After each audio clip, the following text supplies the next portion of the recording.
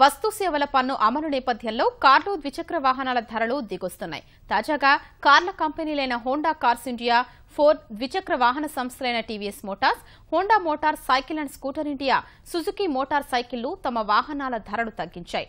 Honda Motorcycle and Scooter India ద్విచక్ర వాహన ధరల్ని 5,500 వరకు తగ్గించింది. హోండా కార్స్ ఇండియా సైతం తమ వాహన శ్రేణిపై 1.31 లక్షల వరకు ధరలు తగ్గించింది.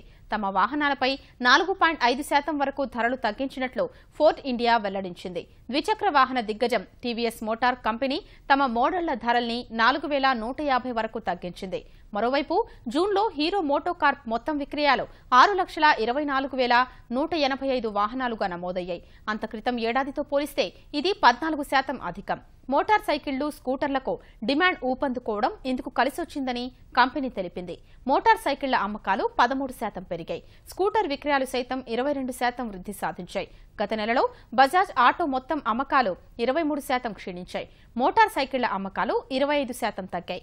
టాటా మోటార్స్ మొత్తం విక్రయాలు 40,358 వాహనాలుగా నమోదయ్యాయి. గత ఏడాదితో పోలిస్తే ఇది 9.36% తక్కువ.